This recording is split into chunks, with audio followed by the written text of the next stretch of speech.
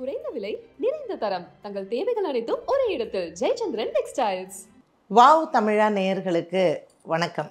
2025 நம்ம எல்லாருக்கும் எப்படி இருக்கும் அப்படிங்கிறதான் இந்த பதிவில் நம்ம பார்க்க போகிறோம். பொதுவாகவே ஒரு வருட ஆரம்பத்தில், அதுவும் ஜனவரி மாதம் 1ஆம் தேதி கிரகங்களின் மாற்றங்கள் ஏதாவது இருக்குமா, இந்த ஜனவரி 1க்கு ஏதாவது தனியாக நமக்கு பலன்கள் இருக்குமா அப்படின்னு பார்த்திங்கன்னா, நம்மளுடைய தமிழ் மரபுப்படி இல்லை நம்ம ஜாதகம் நம்மளுடைய ஜோதிட முறைப்படி நம்ம ஆங்கில தேதிகள் பொதுவாக கணக்கில் எடுக்கிறதே கிடையாது.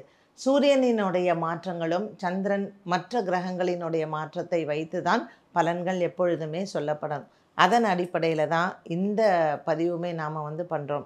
இது எப்படி அப்படின்னு கேட்டிங்கன்னா, நமக்கு தை மாதம் உத்தராயண புண்ணிய காலம் ஆரம்பம், சூரியனினுடைய பாதை மாறுகிறது. அதே போல் நமக்கு அடுத்த வருடத்தில் வரக்கூடிய குரு, சனி, ராகு, கேது இதனுடைய பெயர்ச்சிகளையும் வைத்து தான் பொதுவாக நம்ம உலக நிகழ்வுகளாக இருக்கட்டும், ராசி பலன்களாகட்டும் சொல்லுவோம். அதனுடைய அடிப்படையில் இன்றைக்கி நம்ம சொல்லக்கூடிய இந்த பதிவிலையும் அதை வைத்து தான் நம்மளுடைய ராசி பலன்கள் அமைந்திருக்கிறது.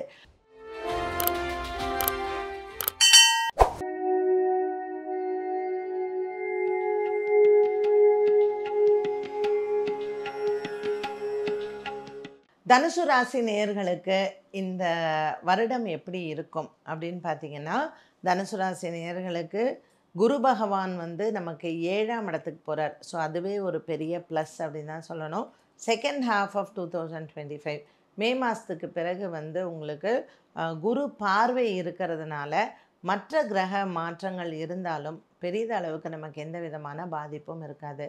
ஸோ இந்த 2024 நிறைய தடைகள் இருக்கும். உங்களுடைய பிஸ்னஸ் வளர்ச்சி இல்லை புதிய வியாபார தொடக்கங்கள், எக்ஸ்பான்ஷன், விரிவாக்கம் செய்கிறது. கேது பகவான் நமக்கு 10ஆம் இடத்துல இருக்கிறதுனால எந்த ஒரு வேலையிலையும் தடங்கள் ஏற்படுவதற்கான வாய்ப்புகள் உங்களுக்கு நிறைய கொடுத்துருக்கோம். இப்போ இந்த கேது நமக்கு பாக்கியத்திற்கு போகிறாரு. அதே மாதிரி சனி பகவானும் நமக்கு 4ஆம் இடத்திற்கு போகிறதுனால இந்த ராகு கேது பெயர்ச்சி மற்றும் சனி பெயர்ச்சி நமக்கு சாதகமாகவே இருக்குது.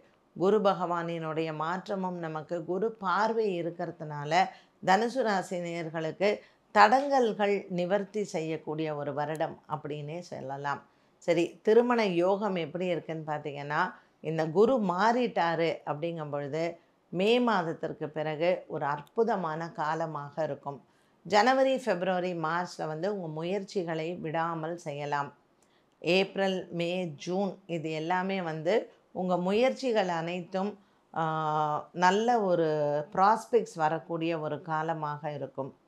இந்த செப்டம்பர், அக்டோபர், நவம்பர் ஆகிய காலகட்டங்களில் உங்களுக்கு லாபங்கள் கிடைக்கக்கூடிய மாதங்கள்.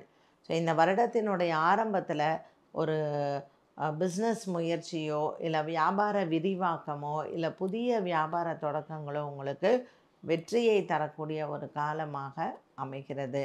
இந்த காலகட்டத்தில் பார்த்திங்கன்னா, தனுசு ராசினியர்களுக்கு பெண்களுக்கு நல்ல ஒரு யோகமான ஒரு காலம். திருமண யோகத்தை கொடுப்பதற்கும் மற்றும் இந்த காலகட்டத்தில் உங்களுக்கு குழந்தை பாக்கியத்தை கொடுப்பதற்கும் இந்த தனுசு ராசி நேயர்களுக்கு பல மாற்றத்தை தரக்கூடியதாக இருக்கும். கேது பகவானின் மாற்றமும் ராகு பகவானின் மாற்றமும் தனுசு ராசி நேயர்களுக்கு வீடு வாங்கக்கூடிய யோகத்தையும் கொடுக்கக்கூடும்.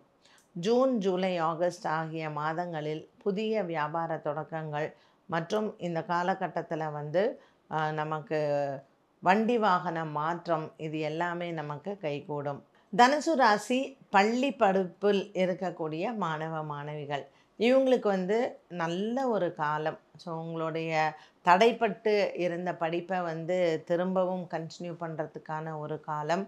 அதே மாதிரி வெளிநாடு சென்ற மேல் படிப்பு படிக்க இருக்கக்கூடிய மாணவ மாணவிகளுக்கும் நல்ல ஒரு காலகட்டம் அப்படின்னே சொல்லலாம். இந்த தனுசு ராசியில் இருக்கக்கூடிய குழந்தைகள் ஆரோக்கியம்லாம் ரொம்பவுமே நல்லாயிருக்கும். குடும்பத்தில் இது நாள் வரைக்கும் பெரியோர்களினுடைய ஆரோக்கியம், அப்பா அம்மாவுடைய ஹெல்த்து இதெல்லாம் பார்த்திங்கன்னா எந்த விதமான பயமும் இந்த தனுசு ராசி நேயர்களுக்கு இந்த 2025 மேஜராக ஹெல்த் இஷ்யூஸ் அப்படிங்கிறது எதுவுமே கிடையாது. ஸோ ரொம்ப ஸ்மூத்தாக இருக்கும். தடைகள் எல்லாம் நிவர்த்தி ஆகும். ராகு கேத்துவினுடைய மாற்றத்திற்கு பிறகு நீங்கள் புதுசாக பிஸ்னஸ் ஆரம்பிக்கிறது, புதுசாக வியாபாரம் பண்ணுறது, இது எல்லாமே வந்து நீங்கள் பார்க்கலாம். குரு மாறினதுக்கப்புறம் 7ஆம் இடத்திற்கு வந்ததுக்கப்புறம் திருமண யோகங்கள் எல்லாமே கைகூடக்கூடிய ஒரு காலகட்டமாகவே அமைகிறது. தனுசு ராசிக்காரர்கள் என்ன பரிகாரம் செய்யணும்? இந்த வருஷம் நான் இதை பண்ணேன்னா எனக்கு ரொம்ப சூப்பராக இருக்கும், சக்ஸஸ்ஃபுல்லாக இருக்கும்னா எந்த ஆலயத்திற்கு நீங்கள் போகலாம் அப்படின்னு பார்த்தீங்கன்னா, குறிப்பாக வந்து சொல்லணுன்னா இந்த வருடத்தில் ஆடி அமாவாசை, மகாலி அமாவாசை, அதே மாதிரி தை அமாவாசை. ஸோ ஜனவரியில் வரக்கூடிய தை அமாவாசை, ஆடி மாதம் வரக்கூடிய ஆடி அமாவாசை, புரட்டாசியில் வரக்கூடிய மகாலி அமாவாசை. இந்த 3 அமாவாசைகளும் டீஃபால்ட்டாக நான் வந்து குலதெய்வம் போய் நான் சாமி கும்பிடணும் அப்படிங்கிறத வச்சுக்கோங்க. அதே மாதிரி அன்றைய நாளில் குறைஞ்சது ஒரு 11 பேருக்கு நான் வந்து அன்னதானம் பண்ணணும் அப்படிங்கிறதும் இந்த வருடம் கண்டிப்பாக செய்யணும். பொள்ளாச்சியில் இருக்கக்கூடிய மாசாணி அம்மன் கோவில், இது ஏதாவது ஒரு அமாவாசை அன்னைக்கு போயிட்டு இந்த 3 அமாவாசை சொன்னோம் இல்லையா, தை, ஆடி, புரட்டாசி, இந்த 3 அமாவாசையில் ஏதாவது ஒரு அமாவாசை மாசாணி அம்மன் கோயில் போயிட்டு அந்த அமாவாசை அன்று இரவு அங்கே தங்கி விட்டு மறுநாள் காலையில் நம்ம சாமி பார்த்து வர்றதை இந்த ஏதாவது ஒரு அமாவாசையில் நீங்கள் போயிட்டு வரலாம். அதே மாதிரி இந்த வருடத்தில் வரக்கூடிய பௌர்ணமியில் வைகாசி விசாகத்தில் முருகன் ஆலயம் சென்று முருகனை வழிபாடு செய்வது தனுசு ராசி நேயர்களுக்கு வெற்றிகளை தரும். இந்த 12 மாதங்களில் கண்டிப்பாக உங்களுடைய ஜென்ம மாதம் அப்படின்னு இருக்கும் இல்லையா, நீங்கள் பிறந்த மாதம், தமிழ் மாதம், அன்றைய அந்த மாதத்தில் உங்கள் ஜென்ம நட்சத்திரத்தில் நீங்கள் வந்து அன்னதானங்கள் செய்வது ரொம்ப சிறப்பு. திருப்பதி சென்று ஏழுமலையானை வழிபாடு செய்துவிட்டு வந்தாலும் இந்த வருடத்தில் குபேர யோகத்துடன் இந்த தனுசு ராசி நேயர்களுக்கு அமோகமான ஒரு வருடமாக அமையும்.